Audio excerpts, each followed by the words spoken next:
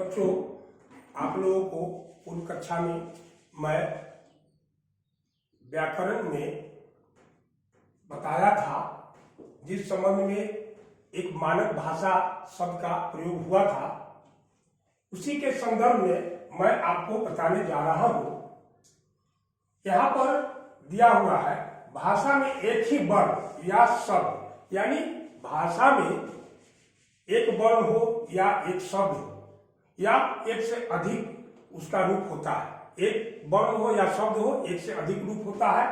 तो उसी के संदर्भ में यहाँ दिया गया है कि विद्वान द्वारा उसकी मान्यता दी गई है, किस रूप में, वो मानक रूप में यहाँ पर दिया हुआ है। जैसे गई है तो गई का मानक रूप एक गई हो गया। उसी प्रकार ठंड है तो ठंड का मानक रूप ए हो गया है। फिर अंत है, अंत का मानक रूप ए हो गया है। फिर शुद्ध है, शुद्ध का मानक रूप इस ढंग से हो जाता है। झ है, झ वर्ण है, इसका मानक रूप अब यह प्रचलित है। यहाँ पर ख जो है पूर्व में इस ढंग से लिखा जाता था, लेकिन अब ख का मानक रूप इस ढंग से हो गया है। अब ख जब भी हम लिखेंगे तो र और व दोनों के निचला जो पोर्शन है वो सटा हुआ होना चाहिए। अब आइए हिंदी के मानक वर्ण और वर्तनी, यानी हिंदी में जो मानक वर्ण है और वर्तनी है, उसके संदर्भ में हम जानेंगे। इसमें केंद्रीय हिंदी निदेशालय के अनुसार, जो निदेशालय केंद्रीय हिंदी का है, उसके अनुसार क्या क्या दिया गया है, उनका मुख्य बिंदु यहाँ पर दिया हुआ है। मानक बिंदु यहाँ पर दिया हुआ है। अब जैसे री है, ए री जो है ये दीर्घ है। हर्ष री का प्रयोग हिंदी में होता है, लेकिन दीर्घ री का प्रयोग संस्कृत में होता है, हिंदी में नहीं होता है। ली है, ली का भी प्रयोग हिंदी में नहीं होता है, संस्कृत में होता है। और दीर्घ ली, इसका भी प्रयोग हिंदी में नहीं होता है, संस्कृत में होता है। अब आते हैं संयुक्त वर्ण, पाई हटाकर, घुंडी को आधा कर तथा हलंत लगाकर बनाए जाते हैं। जैसे बच्चा, पक्का, चिन्ह। अब यहां पर देखिए, मैंने बोला यहां पर कि पाई हटाकर, तो यहां बच्चा है तो च में पाई लगा हुआ है, उसको हटा दिए है। यहां पर क है, क में घुंडी है, घुंडी हटा दिया गया है। और यहां पर चिन्ह है, इसमें हलंत का प्रयोग किया गया है। तो आप देख रहे हैं कि ये तीनों चीज यहाँ पर प्रयुक्त हुआ है संयुक्त वर्ण, यानी पाई हटाकर हम संयुक्त वर्ण को लगाते हैं, या घुंडी हटा दिया जाता है, आधा कर दिया जाता है, या हलंत लगाकर प्रयोग किया जाता है। अब आते हैं दूसरा पॉइंट में, विभक्ति चिन्ह संज्ञा शब्दों से पृथक तथा सर्वनाम शब्दों में मिलाकर लिखे जाएंगे। इसका मतलब यह हुआ कि हम कारक पढ़ते हैं तो कारक में विभक्ति चिन्ह का प्रयोग होता है। जैसे कर्ता ने, कर्म को, कर्म से, संप्रदान को के लिए, अपादान से, संबंध काके की, अधिकरण में, पै पर, संबोधन हे रे। तो एक विभक्ति चिन्ह की बात यहाँ की जा रही है। तो यहाँ पर संज्ञा के साथ और सर्वनाम के साथ हम विभक्ति का प्रयोग कैसे करते हैं, उसके संबंध में है।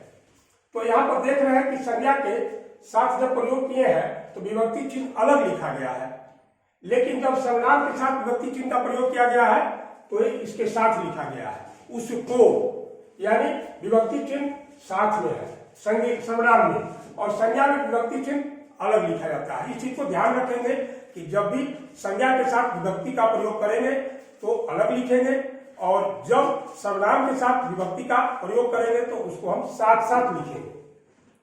अब आते हैं दूसरे पॉइंट पर, संयुक्त क्रियाएं पृथक लिखी जाएगी। जब हम संयुक्त क्रिया का प्रयोग करते हैं तो अब पृथक पृथक लिखेंगे। जैसे यहाँ पढ़ चुका हूं, ऐसा नहीं है कि हम पढ़ चुका हूं एक साथ कर देंगे, ये गलत हो जाएगा। अलग अलग लिखेंगे। संयुक्त क्रिया जब भी लिखेंगे तो पृथक पृथक अलग अलग लिखेंगे।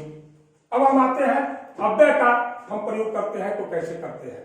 अव्यय पृथक लिखे जाएंगे, यानी अव्यय एक साथ नहीं लिखेंगे, अलग अलग लिखेंगे। जैसे उनके साथ, दोनों अलग अलग है, यहां तक दोनों अव्यय है, अलग अलग है, तो अव्यय को भी हम अलग अलग लिखते हैं, साथ साथ नहीं लिखते हैं। अब आते हैं दूसरे पॉइंट पर, श्री लिखते हैं, जी लिखते हैं, तो इसका प्रयोग भी हम अलग अलग करते हैं। मान लिया कि हम लिखे श्री वर्मा, तो ऐसा नहीं है कि हम श्री वर्मा एक साथ लिख देंगे, अगर एक साथ लिख दिए तो गलत हो जाएगा, तो श्री अलग लिखेंगे, वर्मा अलग लिखेंगे। अगर जी का प्रयोग करते हैं तो वर्मा जी अलग अलग लिखेंगे, दोनों एक साथ वर्मा जी सटाकर नहीं लिखेंगे। अब आते हैं अलग पॉइंट पर, क्रिया विशेषण अव्यय। क्रिया विशेषण अव्यय में क्या करते हैं, जैसे य व जहां रहेगा वहां स्वरात्मक प्रयोग किया जाएगा, यानी स्वर का प्रयोग होगा। जैसे उदाहरण में दिए हैं नई, तो यहां नई यानी स्वर का प्रयोग हो गया ई। हुआ नहीं लिखेंगे, हुआ लिखेंगे, स्वर का प्रयोग हो गया हुआ। तो उसी तरह से यहां पर दिया हुआ है किए, आए, नई, हुआ, एक मानक रूप में प्रयुक्त होता है। और जहां यह शब्द का मूल तत्व, जहां यह मूल तत्व के रूप में प्रयुक्त होता है, तो वहां पर जैसे यहां पर स्थायी है, अव्यय भाव है, दायित्व है, तो ये मूल रूप में है यह, तो इसको मूल रूप में हम प्रयोग करेंगे। यहां पर हम इसके यह के स्थान पर ई का प्रयोग नहीं करेंगे। अब आते हैं संयुक्त व्यंजन के रूप में पंचमाक्षर के स्थान पर अनुस्वार का प्रयोग करना। आप जानते हैं कि पंचमाक्षर किसी भी वर्ग का पांचवा अक्षर को हम पंचमाक्षर बोलते हैं, तो पंचमाक्षर का प्रयोग हम अनुस्वार के रूप में भी करते हैं। तो यहां पर अनुस्वार या अनुनासिक, अनुस्वार आप समझते हैं पंचमाक्षर यानी अनुस्वार हुआ, और अनुनासिक चंद्र बिंदु को बोलते हैं, दोनों का चिन्ह दिया हुआ है यहां पर। अब ये दोनों प्रयोग में आते हैं, लेकिन एक चीज ध्यान रखना है कि शिरो रेखा के ऊपर जब हम शब्द का प्रयोग करते हैं तो कोई मात्रा आता है, तो उस परिस्थिति में हम चंद्र बिंदु का प्रयोग नहीं करते हैं। ऐसा क्यों नहीं करते हैं? क्योंकि वहां पर स्थान का, जगह का अभाव होता है, तो जगह के अभाव के कारण वहां पर हम बिंदु का ही प्रयोग करते हैं। अब यहां पर यही दिया हुआ है, बिंदु ही लगाएंगे।